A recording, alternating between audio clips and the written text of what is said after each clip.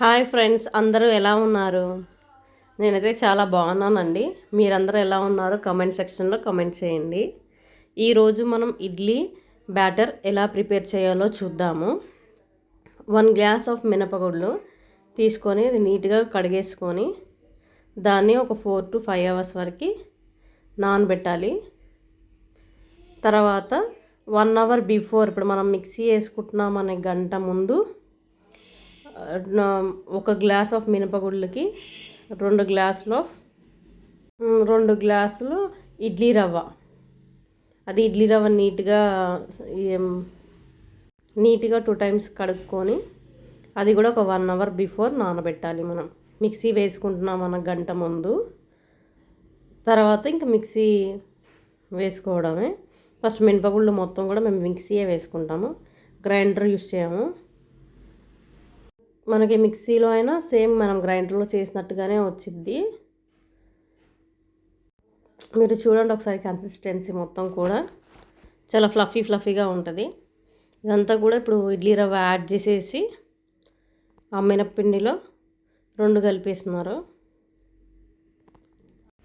అవి 2 కూడా బాగా మిక్స్ చేసుకోవాలి. అలా మిక్స్ చేసుకున్న బ్యాటర్ మొత్తం కూడా మనం నైట్ అంతా కూడా ఒక గిన్నెలో వేసేసి బయటే పెట్టాలి. మేమైతే నైట్ మొత్తం కూడా బయటే పెడతాం, ఫ్రిడ్జ్లో అలా ఏం పెట్టాం. అది మార్నింగ్ వరకు ఇలా పులిసిద్ది, ఇలా స్పాంజీగా వచ్చిద్ది. చూడండి ఆ పిండి మొత్తం కూడా, అంటే పిండి ఎంత బాగా ఉబ్బితే మనకి ఇడ్లీలు అనేవి అంత బాగుంటాయి, అంత మెత్తగా ప్లస్ అంత స్పాంజీగా వస్తాయి. ఇదంతా ఇప్పుడు ఒకసారి కలుపుకొని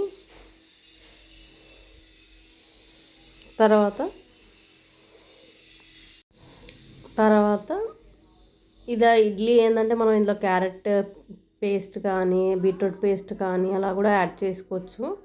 మేము ఏంటంటే ఈరోజు తాలింపు వేసేసి ఇడ్లీలో ప్లెయిన్ ఇడ్లీ కాకుండా ఇలా తాలింపు గింజలు, కొంచెం పచ్చిమిర్చి, కొంచెం కొత్తిమీర, కరివేపాకు, కొంచెం పసుపు, కొంచెం ఉప్పు యాడ్ చేస్తున్నాం.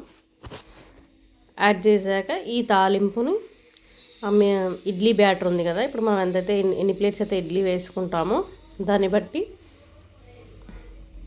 ఆ తాలింపు అందులో యాడ్ చేస్తాం. ఆ బ్యాటర్లో యాడ్ చేసిన తర్వాత ఇంకా అలాగే మేము ఇడ్లీ వేస్తాము. అంటే ఎల్లో కలర్స్ వస్తాయి ఇడ్లీ. మనం పసుపు ప్లేస్లో క్యారెట్ కానీ ఇంకా బీట్రూట్ కానీ ఇంకా ఆకుకూరలు కానీ యూస్ చేయొచ్చు. ఈరోజు ఇంట్లో అవేవి లేవు కాబట్టి ఇంకా మేము పసుపు అనేది యూస్ చేసాము. అంటే ప్లెయిన్ ఇడ్లీస్ కొంతమంది తినరు కదా, అలా మా ఇంట్లో కొంచెం ప్లెయిన్ ఇడ్లీస్ ఎవరు తినరు, అందుకోసమని ఇలా చేశారు. ఇది చట్నీ లేకపోయినా బాగుంటుంది, కారంతో కూడా మనం అద్దుకొని తినొచ్చు. చూడండి ఇడ్లీస్ ఎంత బాగా వచ్చాయి అనేది, ఎంత మెత్తగా ప్లస్ స్పాంజీగా వస్తాయి. మేమైతే 2 cups ఆఫ్ ఇడ్లీ రవ్వనే యాడ్ చేస్తాము. మనం దీంట్లో చట్నీ లేకపోయినా కారం పొడి అయినా వేసుకొని తినొచ్చు.